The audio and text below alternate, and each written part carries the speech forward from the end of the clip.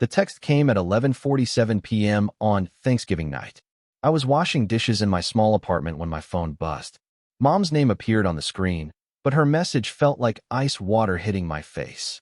"Hayes, your father and I have decided you won't be joining us on the Christmas cruise this year. We want it to be just family. Just family." Those two words hit harder than any slap could have. I set down the plate I was holding and read the message again, hoping I had misunderstood. But no, the meaning was crystal clear. After 28 years of life, after calling them mom and dad, after sharing holidays and birthdays and every milestone, I wasn't family anymore. I sank onto my couch, staring at the message. This wasn't the first time they'd made me feel like an outsider. Over the past year, the invitations have become fewer. The phone calls had stopped. Even my birthday last month had passed without a word from either of them. My sister Emma had texted a quick, "Happy birthday," but nothing more. I tried calling Mom back, but it went straight to voicemail. Dad's phone did the same. They had made their decision and didn't want to hear my response. I was officially cut out, dismissed like I had never mattered at all. That night, I barely slept, wondering what I had done wrong. 3 days later, I made the mistake of checking Instagram. There they were, posted just an hour ago. Mom, Dad, Emma, Uncle Steve, Aunt Carol, and my cousins Jake and Olivia. All of them standing at the cruise terminal in matching bright blue shirts with "Family Vacation 2023" printed in white letters. Mom's caption made my stomach drop. Finally, the whole family is together for Christmas. So blessed to have everyone here. She had tagged everyone in the photo except me. The comments were already pouring in from family, friends, and relatives. "Beautiful family. Have an amazing time. Perfect crew." I scrolled through every single comment, hoping someone might ask where I was. Nobody did. It was like I had never existed. Emma had reposted the photo to her own account with crying laughing emojis and "best family ever." The matching shirts, the perfect smiles, the word "whole" burning in my mind. I took a screenshot of the post, though I'm not sure why. Maybe I needed proof that this was really happening. Maybe I needed evidence of how completely they had erased me from their lives. I closed Instagram and didn't open it again for weeks. That afternoon, I drove past the house where I grew up. The Christmas lights were dark, the driveway empty. They were probably somewhere in the Caribbean by now, taking family photos and making memories that I would never be part of. Christmas morning arrived gray and silent. I woke up in my apartment to absolutely nothing. No phone calls, no text messages, no knocks on my door. The silence felt heavier than any noise could have. I made coffee and sat by my small Christmas tree, a pathetic little thing I'd bought at the grocery store just to feel normal. In previous years, I would have been at their house by now. Mom would be making her famous cinnamon rolls. Dad would be complaining about the wrapping paper mess. Emma would be showing off whatever expensive gift her boyfriend had bought her. The house would be warm and loud and full of family chaos. Instead, I sat alone, finally understanding the truth. I wasn't their son anymore. I wasn't Emma's brother. I was nobody to them, a burden they had finally decided to shed. The realization didn't come with tears or anger. It came with a cold, hard clarity that settled into my bones like winter. I tried to remember when things had started changing. Was it when I chose a different college than they wanted? When I picked a career they didn't approve of? When did I stop laughing at Dad's jokes or agreeing with Mom's opinions? Maybe it was all of those things, or maybe it was nothing at all. By noon, the silence had become unbearable. I got dressed and drove to the cemetery to visit the one person who had never made me feel unwanted.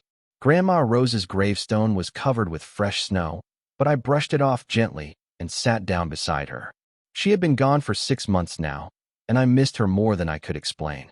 While my parents grew distant, Grandma had remained constant. Every Sunday, I would drive 40 minutes to her house just to sit on her porch and listen to her stories. She never once joined my parents in their subtle campaign to push me out. When they would make comments about my choices or my life, Grandma would quietly change the subject or give me an encouraging smile. When they stopped inviting me to family gatherings, she would call me separately and ask me to visit her instead. "You're different from them, Hayes," she had told me just weeks before she passed. Different in the best possible ways. Don't let them make you forget who you are. At the time, I thought she was just being a sweet grandmother. Now, sitting by her grave on Christmas morning, I wondered if she had seen something I was too blind to notice. Had she known how my parents really felt about me? Had she watched them slowly cut me out and felt helpless to stop it? The thought made my chest tight with grief and something else I couldn't quite name. I stayed there for over an hour, telling her about the cruise and the Instagram post and how completely alone I felt. The wind picked up, making the bare tree branches creak above us, but somehow I felt less alone than I had all morning. 2 weeks into January, a thick envelope arrived in my mailbox. The return address showed Donald and Associates, attorneys at law, in formal black lettering. My hands shook slightly as I opened it, wondering what kind of legal trouble might be heading my way. The letter was formal and polite, informing me that I was requested to attend a reading of Rose Catherine Williams' last will and testament. My grandmother's estate was being settled, and as a mentioned beneficiary, my presence was required on January 20th at 2 p.m. A beneficiary. The word surprised me. I had assumed that everything would go to my parents, maybe with small keepsakes distributed to the grandchildren. Grandma had lived comfortably but never seemed wealthy. Her house was modest, her car was old, and she shopped carefully with coupons and sales. I called the lawyer's office to confirm my attendance. The receptionist was pleasant but couldn't give me any details about the will. All information will be shared during the reading, Mr. Williams. We'll see you on the 20th. That night, I lay in bed wondering what Grandma might have left me. Maybe her jewelry box, which I had always admired as a child, or perhaps her collection of old books that she loved so much. Whatever it was, I would treasure it as a final connection to the one person who had truly loved me. I didn't tell my parents about the letter. We hadn't spoken since the cruise text, and I saw no reason to break that silence now. The law office smelled like leather and old paper. I arrived 5 minutes early and was directed to a conference room with a long wooden table and tall windows. I chose a seat near the back, not sure what to expect. At exactly 2 p.m., my parents walked in with Emma right behind them. They looked surprised to see me, but not pleased. Mom gave me a tight nod. Dad ignored me completely, and Emma took out her phone to avoid eye contact. They sat at the far end of the table, whispering among themselves. Uncle Steve and Aunt Carol arrived next, followed by my cousins. The whispers grew louder, and I caught fragments of their conversations. Small inheritance, probably. Maybe some jewelry to divide. At least it'll help with the funeral costs. They all seemed confident, comfortable, like they already knew how this would play out. Mr. Donald, a gray-haired man in an expensive suit, entered with a thick folder and several assistants. He greeted everyone formally, then took his seat at the head of the table. The room fell silent as he opened the folder and adjusted his reading glasses. Thank you all for coming. We're here today to read the last will and testament of Rose Catherine Williams, dated March 15th, 2023. His voice was steady and professional, but I noticed him glance in my direction several times. My parents sat back in their chairs with satisfied expressions, clearly expecting good news. Mr. Donald cleared his throat and began reading the formal language of the will. He covered the standard legal phrases, then moved to the specific bequests. To my son William and his wife Margaret, I leave my gratitude for the life they have built. Dad straightened in his chair, waiting for more. But Mr. Donald continued without pause. To my granddaughter Emma, I leave my jewelry collection and I hope that she finds happiness. Emma looked puzzled, but pleased about the jewelry. To my brother Steve and his family, I leave my thanks for their friendship over the years. The confusion in the room was growing. These weren't inheritances, they were just acknowledgments.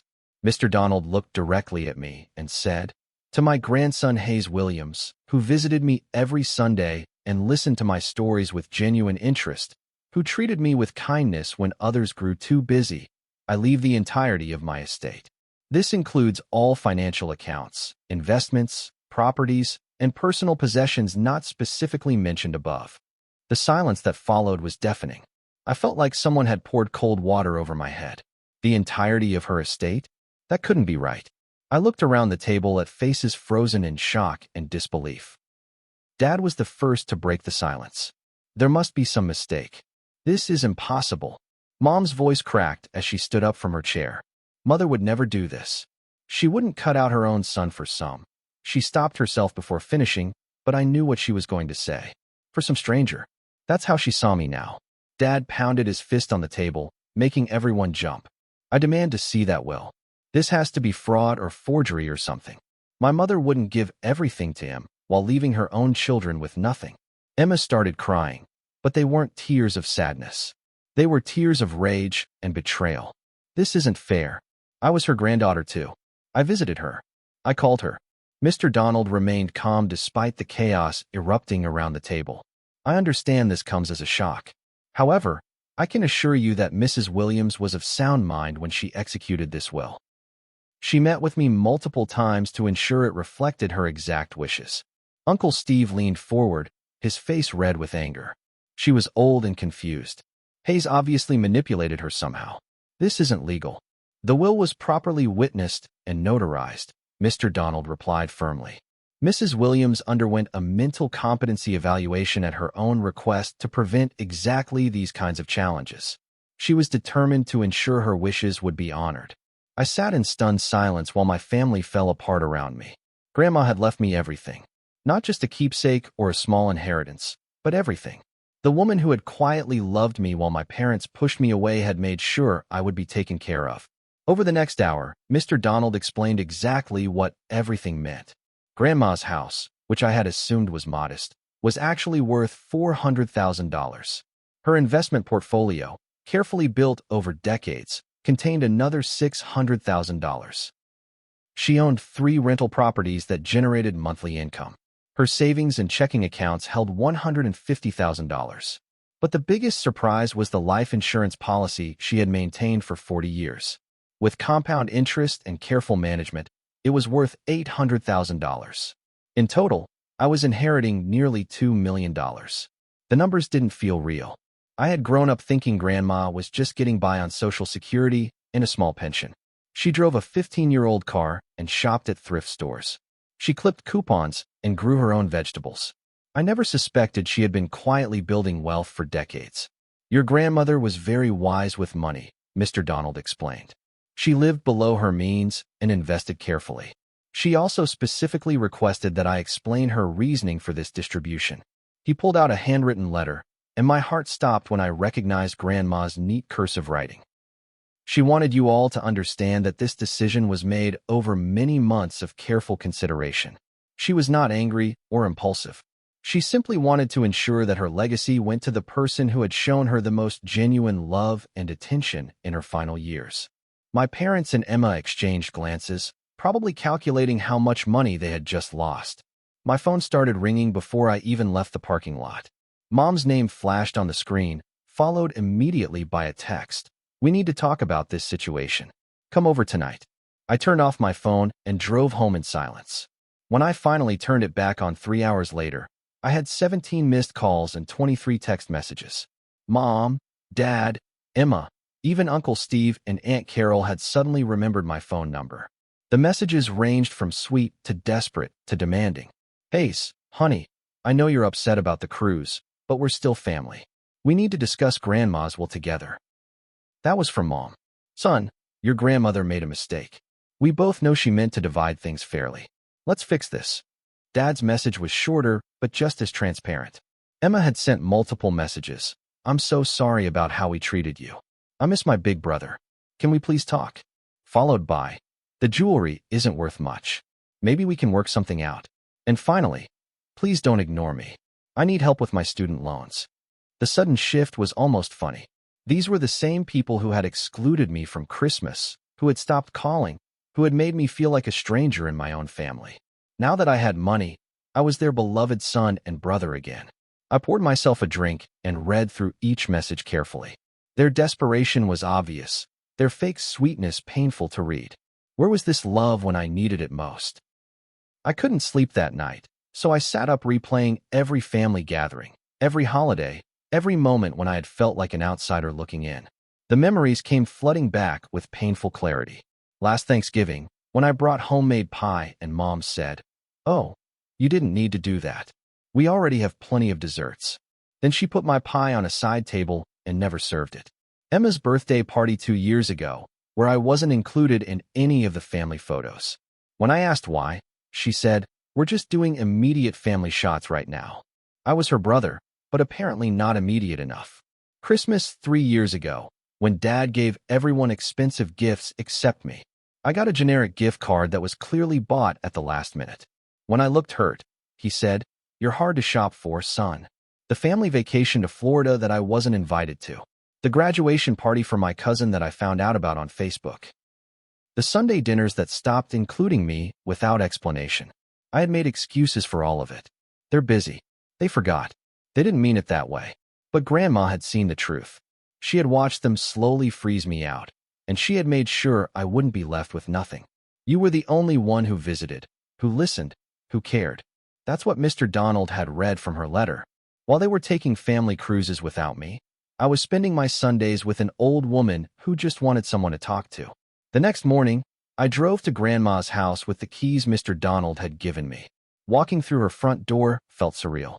Everything was exactly as she had left it. Her reading glasses on the Kit Marta table, her crossword puzzle half finished, her favorite coffee mug in the sink. I found the letter Mr. Donald had mentioned in her bedroom dresser, along with several others addressed to me. My hands trembled as I read her familiar handwriting. "My dear Hayes, if you're reading this, then the will has been read and you know my decision. I want you to understand why I did what I did. For the past 5 years, I watched your parents slowly push you away. I saw how they stopped inviting you to gatherings, how they made you feel unwanted in your own family. It broke my heart to watch you trying so hard to earn their love when you deserved it freely. You were the only one who visited me regularly, not out of duty, but out of genuine care. You listened to my stories even when I repeated them. You helped with my groceries, fixed things around the house, and treated me like I mattered. Your parents called once a week out of obligation. Emma texted on holidays. But you showed up. I want you to know that every dollar I saved, every investment I made, was with you in mind. I knew that someday you would need support that your parents wouldn't provide. This is my way of making sure you're never alone or forgotten." One of Grandma's other letters mentioned her favorite charity, a local organization that helped elderly people with home repairs and grocery shopping. She had volunteered there for years, and her letter suggested I might want to continue her support. I drove to their office that afternoon and met with the director, Mrs. Patterson. She was a kind woman in her 60s who lit up when I mentioned Grandma's name. "Rose was one of our most dedicated volunteers," she said. "Even when her health started declining, she insisted on helping however she could. She was especially passionate about our Meals on Wheels program." I wrote them a check for $50,000 right there in her office. Mrs. Patterson's eyes filled with tears as she thanked me, but I felt like I should be thanking her. Grandma had found purpose in helping others, and continuing that work felt like honoring her memory properly. "We'll put up a plaque in Rose's honor," Mrs. Patterson promised. "This donation will help us serve meals for the next 2 years." As I drove home, I felt something I hadn't experienced in months: peace. This was what Grandma would have wanted. Not revenge or spite, but kindness continued in her name. That evening, Emma called. I almost didn't answer, but curiosity won out. "Hayes, please don't hang up. I know we messed up, but I'm in real trouble here." Emma's voice was shaky, desperate in a way I had never heard before. "My student loans are crushing me. I'm 3 months behind on my rent. Jason broke up with me and moved out, so I'm stuck with the full lease payment. I might have to move back in with Mom and Dad." She paused, probably expecting me to jump in with an offer to help. When I didn't, she continued, "I know Grandma would want you to help family. She wouldn't want to see me struggling like this. We're still brother and sister, right? That has to count for something." The manipulation was almost artistic. Invoking Grandma's memory, appealing to family bonds they had severed, making her problems sound like my responsibility. "You got jewelry," I said quietly. "Grandma left you her entire collection. That's maybe worth $5,000. Emma's voice rose. "You got millions. You could pay off my loans without even noticing the money was gone. Please, Hayes, I'm begging you." I thought about all the times I had needed support and gotten nothing. When I lost my job 2 years ago and asked Dad for a small loan, he told me it would build character to figure it out myself. When my car broke down and I asked Mom for help, she said I needed to learn to budget better. "Grandma already decided what she wanted," I said calmly. "She saw how you treated me, Emma. This is her choice, not mine. You're really going to let me lose my apartment? Your own sister. You haven't been my sister for a long time." I hung up. The social media campaign started the next day. Emma posted a long, emotional message on Facebook about being cut out of Grandma's will unfairly. She painted herself as the victim of a greedy brother who had manipulated an old woman. I'm devastated and confused, her post read. My grandmother, who I loved dearly, left everything to my brother while giving her actual children and other grandchildren almost nothing. I don't understand how someone could be so greedy when they see family members struggling. The post was carefully crafted to make me look like the villain without directly accusing me of anything illegal. She shared it to several family Facebook groups, and within hours, relatives I barely knew were commenting with their outrage. This is so unfair to Emma. Hayes should do the right thing and share. Poor Rose must have been confused. But something interesting started happening. People who actually knew our family began commenting with different perspectives. Mrs. Marta, our old neighbor, wrote, I saw Hayes at Rose's house every single Sunday for years. He was the only family member who visited regularly. My high school friend Jake commented, I remember you guys always leaving Hayes out of stuff. Now you're surprised he's the one who inherited. Pastor Williams from Grandma's church added, Rose spoke about Hayes constantly. She was so proud of how caring and attentive he was. This inheritance doesn't surprise me at all. The narrative Emma was trying to create began falling apart as the truth emerged. By the end of the week, the social media battle had turned completely around. People who had witnessed my family's treatment of me for years started sharing their own observations. I always wondered why Hayes wasn't in family photos. Remember when they went on that cruise without him? Rose used to worry about how they excluded him. Emma deleted her original post, but screenshots had already been shared. The damage to their reputation was spreading through our small community like wildfire. Mom tried a different approach. She showed up at my apartment unannounced, holding a plate of my favorite cookies. I made these for you, she said with a smile that didn't reach her eyes. I know you must be overwhelmed with all this inheritance business. I thought we could talk about how to handle it responsibly. I didn't invite her in, but she pushed past me anyway, setting the cookies on my counter like she belonged there. Your father and I have been thinking. Maybe we could help you manage the money. We have experience with investments in real estate. We wouldn't want you to make any mistakes with Grandma's legacy. The audacity was breathtaking. They wanted to manage the money they had just lost, to help me with the inheritance that specifically excluded them. I think I can manage, I said. Hayes, be reasonable. $2 million is a lot of responsibility for someone your age. I'm 28, Mom. The same age you were when you and Dad bought your first house. Her smile finally cracked. Dad's approach was more direct. He called while I was having lunch and didn't bother with pleasantries. This family nonsense has gone on long enough, he said. I'm your father, and I'm telling you to do the right thing. Your mother and sister need financial help, and you have the means to provide it. You told me I wasn't family, I reminded him. You excluded me from the Christmas cruise because you wanted it to be just family. That was just, we were going through a rough patch. All families have problems. But blood is thicker than water, son. You know that. The hypocrisy was stunning. When they wanted to exclude me, I wasn't family. Now that I had money, blood was thicker than water. Grandma's will was very clear about her intentions, I said. Your grandmother was old and sentimental. She didn't understand the real world. I'm asking you man to share this inheritance fairly. The way you shared your love fairly. The words came out harder than I intended, but I didn't regret them. What's that supposed to mean? It means you had 28 years to treat me like a son, and you chose not to. Grandma saw that. She made her decision based on how we all actually behaved, not on how we should have behaved. Dad was quiet for a long moment. When he spoke again, his voice was cold. If you don't share this money, you'll regret it. Family is all you have in this world, Hayes. Don't throw that away for money. I'm not the one who threw it away. I hung up before he could respond. The threats escalated over the next few days. Uncle Steve left voicemails about legal action and undue influence. Aunt Carol sent text messages about family loyalty and doing what's right. Even cousins I hadn't spoken to in years suddenly had opinions about my moral obligations. But the community support continued growing. Mrs. Patterson from the charity called to tell me that several of Grandma's friends had heard about the donation and wanted to share their own stories about my relationship with her. She talked about you constantly, Mrs. Patterson said. How proud she was of the man you'd become. How you were the only family member who treated her like a person instead of an obligation. Mr. Rodriguez, who lived next door to Grandma, stopped by my apartment with a plate of tamales and a story. Your grandmother used to watch for your car every Sunday, he told me. She would get so excited when you arrived. My Hayes is here, she would say. She loved you more than anything in this world. These stories helped strengthen my resolve. While my parents and sister focused on the money, these people remembered the relationship. They understood why Grandma had made her choice. That night, I got a call from Mr. Donald. Emma had hired a lawyer to contest the will, claiming mental incompetency and undue influence. Don't worry, he assured me. We have extensive documentation of your grandmother's mental state and decision-making process. This challenge won't succeed, but it might drag things out for a few months. It didn't matter.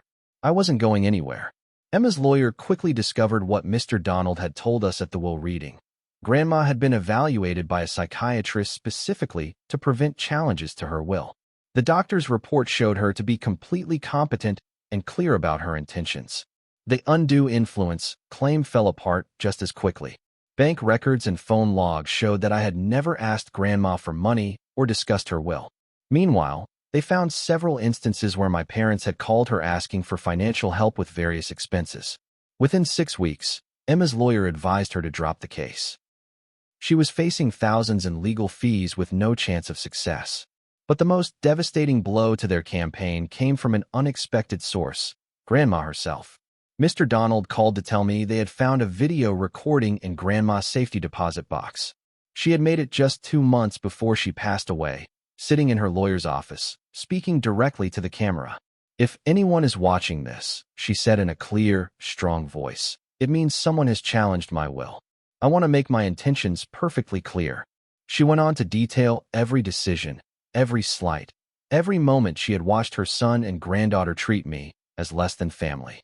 She spoke about the crew's exclusion, the missing invitations, the way they introduced me as just the adopted grandson.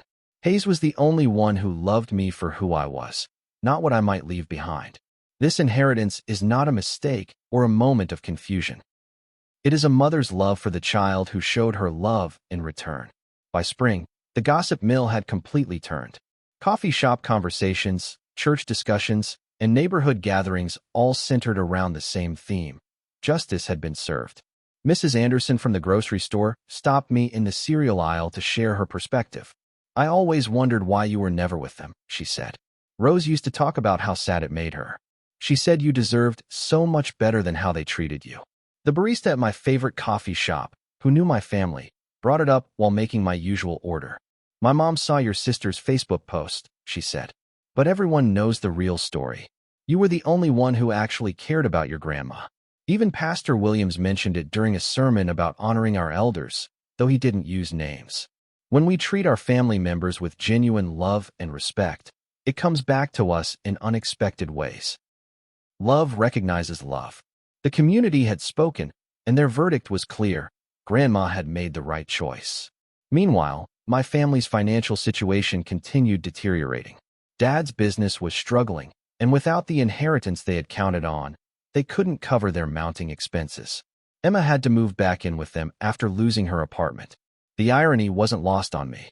While they had plotted to exclude me from their family, they were now forced back together out of economic necessity. On a rainy Thursday in April, Emma showed up at my office. She looked different, thinner, tired, wearing clothes that had seen better days. Her Instagram influencer lifestyle was clearly over. Can we talk? She asked quietly. Please? Just 5 minutes. I led her to a conference room, and she sat down heavily in one of the chairs. I need to tell you the truth about something, she began. The way we treated you, it wasn't just natural drift or family problems. Mom and Dad, they told Jake and me things about you. My chest tightened. What kind of things? They said you weren't really our brother. That you were just someone they were helping out of obligation. They made it sound like you were temporary, like you might leave someday anyway, so we shouldn't get too attached. The words hit me like physical blows. You knew I was adopted? Not exactly. They made it sound more like you were a foster kid or something. They said your real family might come back for you, so we shouldn't count on you being permanent. I stared at her, processing this information. So you treated me like garbage because they told you to? Emma started crying. I was young and stupid, and I believed them. I thought I was protecting myself from getting hurt when you eventually left. But you never left, Hayes. You stayed and tried to love us anyway. The revelation about my parents' manipulation changed everything. They hadn't just excluded me. They had actively poisoned my relationship with Emma and my cousins. They had created a family mythology where I was temporary, disposable, not worth loving fully. I'm sorry, Emma continued. I know it doesn't fix anything, but I need you to know that I see it now. You were a better brother than Jake or I deserved, and we threw it away because of their lies. I felt a mix of anger and sadness, but also something like relief. Finally understanding why my siblings had always kept me at arm's length lifted a weight I had carried for years. What do you want from me, Emma? Nothing, she said, surprising me. I mean, I'm broke and struggling, but that's my consequence to live with. I just wanted you to know the truth and to say I'm sorry. She stood up to leave, then turned back. For what it's worth, I think Grandma saw through their lies. I think she knew exactly who you really were, and that's why she chose you. After she left, I sat in the conference room for a long time, thinking about families and love and the ways people can poison relationships with their own fears and prejudices. That evening, I made a decision that surprised even me. Thanksgiving arrived cold and bright. Instead of spending it alone or traveling somewhere to avoid memories, I decided to host dinner at Grandma's house. I had been slowly moving into her place, making it my own while keeping the things that reminded me of her.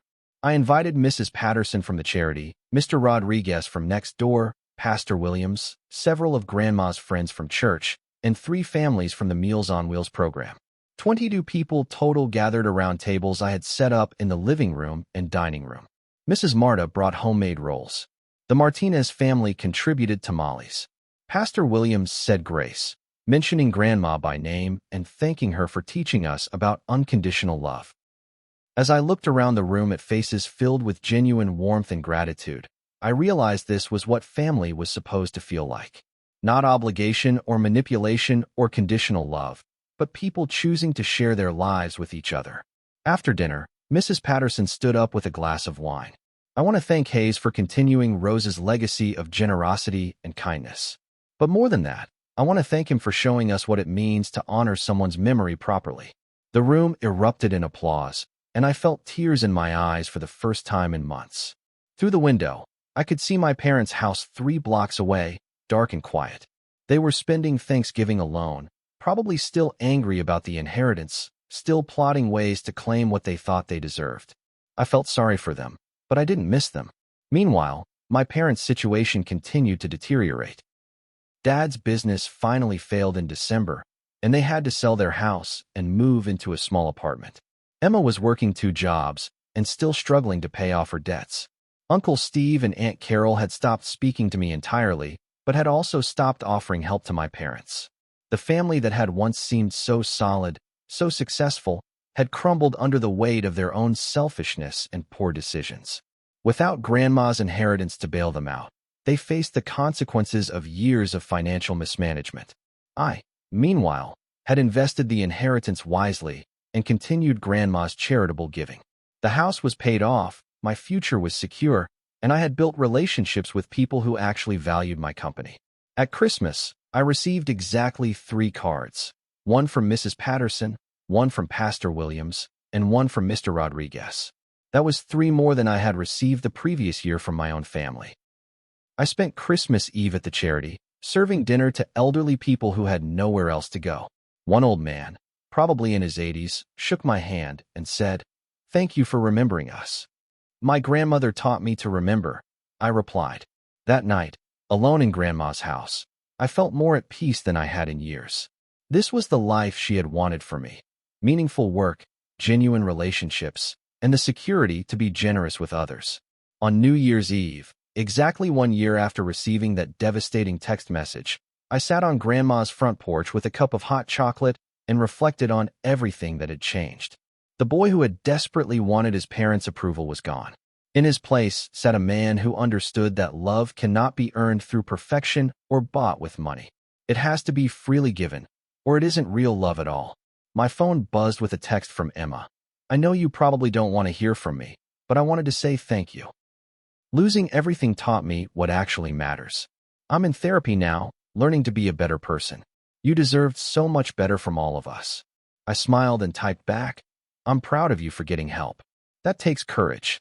At midnight, I raised my mug of hot chocolate toward the stars and whispered, "Thank you, Grandma, for seeing me when they couldn't, for loving me when they wouldn't, for making sure I'd never be alone." The fireworks started going off around the neighborhood, and I watched them light up the sky above the house that was now truly mine. Not because of money or inheritance, but because it was filled with memories of genuine love. Somewhere across town, my parents were probably watching the same fireworks and regretting the choices that had led them to lose both their mother's fortune and their son's love. But that was their story to write now. Mine was just beginning.